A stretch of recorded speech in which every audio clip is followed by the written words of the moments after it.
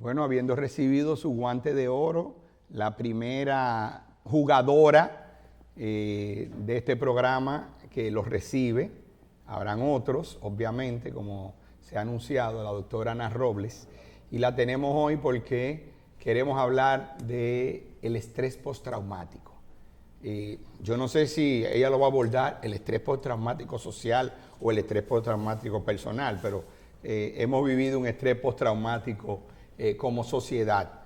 Y estamos ahí. Entramos a la Semana Santa también. Quisiéramos no tener ni una muerte más de manera trágica para que no tengamos entonces que acumular estrés sobre estrés. Doctora, ¿con qué se come eso?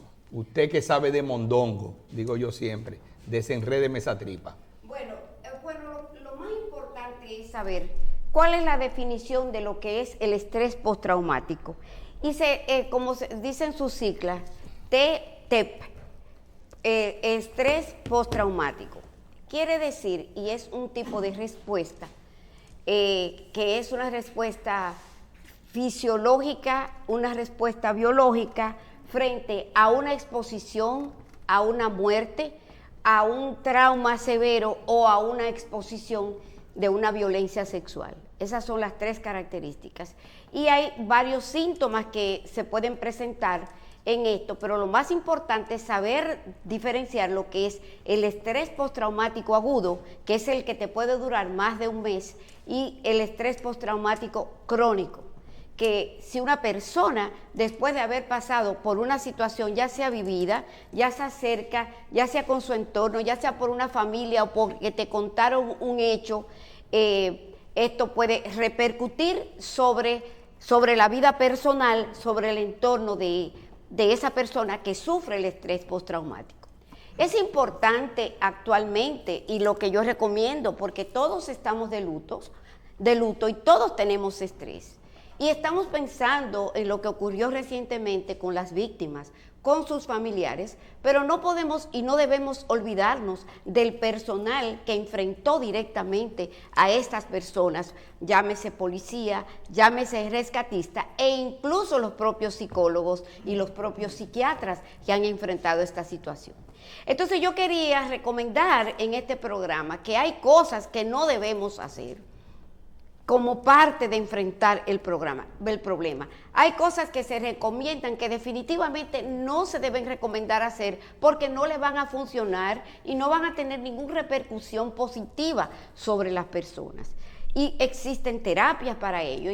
Yo recomiendo que una persona que esté sometida a este estrés o cualquier estrés, ya sea una violencia sexual, ya sea un secuestro, ya sea un terremoto, ya sea lo que fuera, una pérdida tremenda de un ser querido, es definitivamente dejarlos expresarse en esos primeros días como ellos quieran. No le digan, no te va a funcionar, que llores así, que te desesperes así. Tienes que dejar que ellos se manifiesten y canalicen su estrés, por lo menos la parte inicial, como ellos puedan.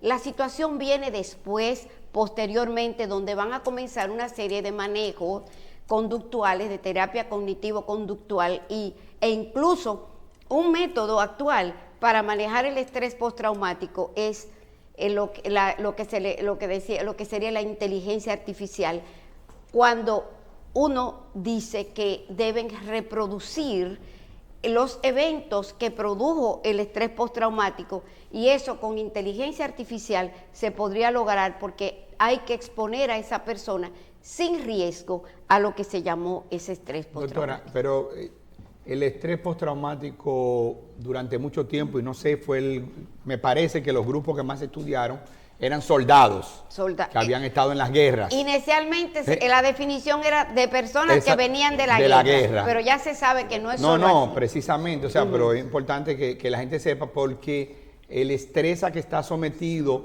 un soldado que participa en una guerra, sobre todo una guerra, no es el que viajó, en una guerra muy cruenta, como pasó con las guerras mundiales, como pasó con la guerra de Vietnam, y entonces incluso como se acusa de alguna forma de manejo para que esos militares toleraran estar manteniéndose en el campo de guerra, de que entonces empezaban a usar drogas ilícitas o sea, Sí, que se le suplían. Porque esas personas, ¿verdad?, llegan y tienen sueños constantes por diferentes razones, o el que perdió una extremidad o algo así. Sí. Pero hoy en día, como usted dice, no es solamente esa persona. No es solo...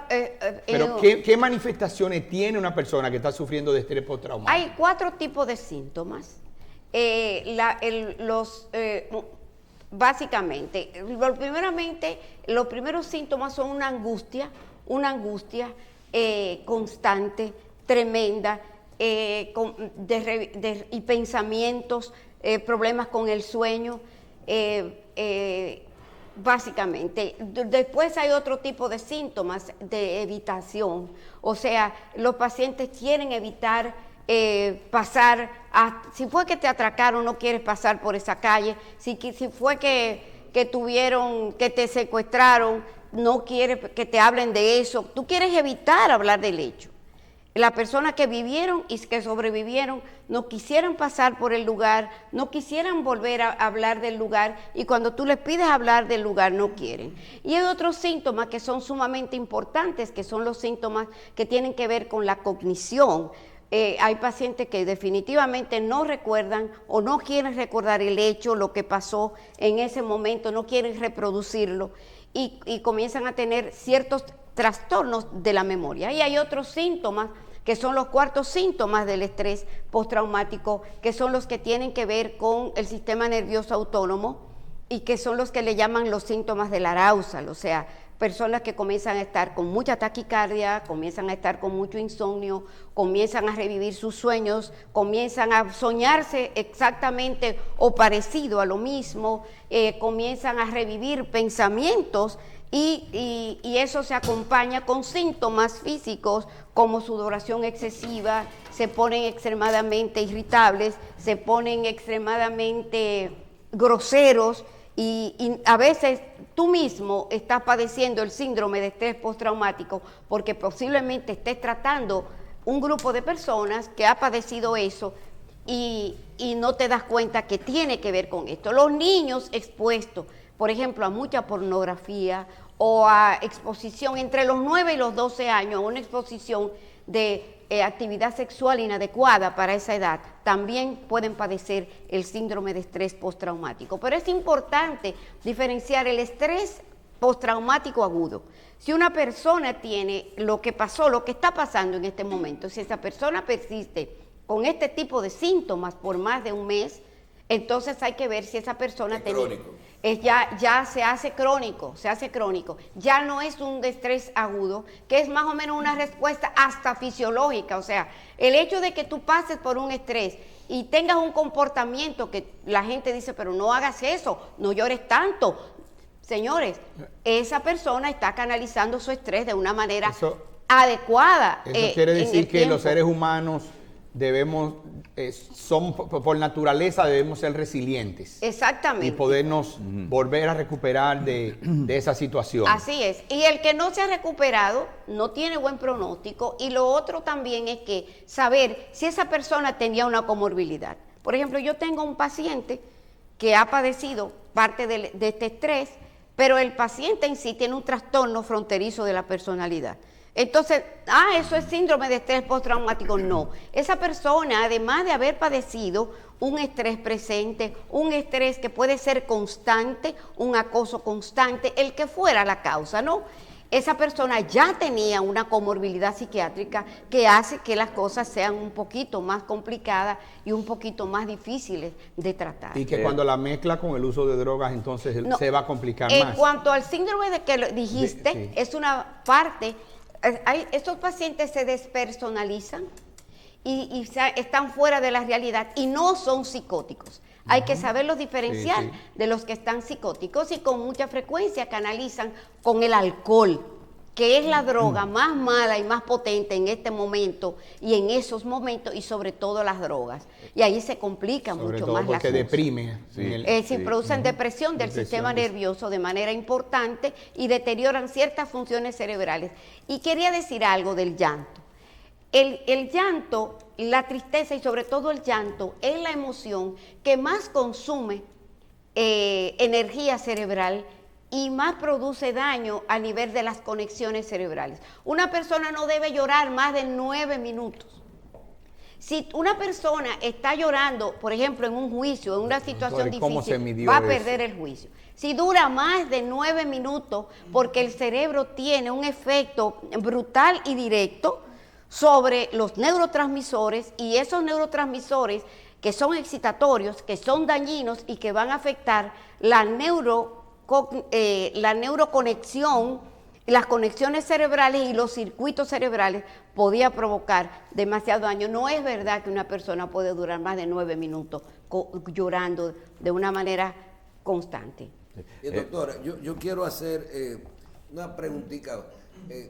Neurólogo, psicólogo, psiquiatra, medicamento o neuropsicólogo vamos a decir conversación y terapia. En estos casos, cuando hablamos de estrés postraumático, usted es neurólogo, veo que está manejando el tema desde el punto de vista neurológico. Ya hemos conversado con psiquiatras. ¿Qué hacer? ¿Por dónde comenzar en todo esto? Si tú me dices, yo creo que lo más importante es saber qué tipo de persona en este momento va a tomar terapia, porque es muy difícil cuando tú vas a hablar de tu hecho que tú has sufrido con una persona y lo quieren obligar, o sea, quieren llevar personas a psicólogos y a psiquiatras a hablar de un hecho de manera obligatoria con una persona que ni siquiera tú conoces. Entonces eso va a depender de la elección de la persona que ha sufrido el trauma. Si esa persona quiere ir donde su médico de cabecera y hablar, porque lo que más funciona en este momento es hablar, hacer una catarsis con una persona que tengan confianza para hablar. Y si tú me dirías que para elegir a alguien, yo diría que sería un psicólogo especialista en terapias cognitivas conductuales. Ese es el especialista mejor. Si tú vas al psiquiatra, el psiquiatra no va a indicarte y no debe indicarte en este momento tranquilizantes ni benzodiazepinas. No deben medicarse, excepto que no tenga un trastorno severo del sueño o que tengan taquicardia, que tiene que ver con el cortisol y con un deterioro de la actividad adrenérgica, y el tratamiento de elección sería aquí, ¿sabe cuál? Los beta bloqueadores por la secreción de esas sustancias que son adrenérgicas. Posteriormente al primer mes que pasa la parte aguda, entonces sí podría tener la intervención de un psiquiatra desde el punto de vista medicamentoso, pero el psicólogo, con esas técnicas que hay actuales, sobre todo de las catarsis, de hablar, de escribir un diario, de escribir día a día más o menos el hecho, que eso es lo que ellos le llaman los psicólogos, la exposición al problema. Una exposición, por supuesto, sin ningún tipo de riesgo, tratando de reproducir el hecho de lo que lo llevó al síndrome de estrés. Doctora, como un fan de la inteligencia artificial, o sea, no como creyéndome que es la panacea, pero sabiendo nosotros todo lo que nos aporta en este momento la inteligencia artificial, usted dijo, esto se puede mejorar con inteligencia artificial. Yo digo y usted en muchas ocasiones que viene al programa habla de inteligencia artificial. Sí. Bueno, creo que usted como neuróloga, el doctor José Joaquín Puello como neurocirujano, y ni siquiera siendo de la generación Z como soy yo, o Michelle, que es de la generación T, la de touch, o sea, de lo que tocan, o sea, que todavía mucho más joven, está acabadito de nacer. Nos gusta tanto el tema de la inteligencia artificial. ¿Cómo es que nos puede ayudar? Mira qué pasa. Hay diferentes causas de estrés postraumático. Si tú tienes miedo a las arañas, entonces se te expone a las arañas, pero tú no puedes exponer a nadie a un derrumbe, a un terremoto, entonces ni a un catástrofe natural. Entonces la inteligencia artificial ayuda al paciente a tratar de reproducir el hecho y exponerlo al hecho hasta que se desensibilice su cerebro. Entonces, por ejemplo, con inteligencia artificial se podría lograr reproducir el hecho que produjo el trauma.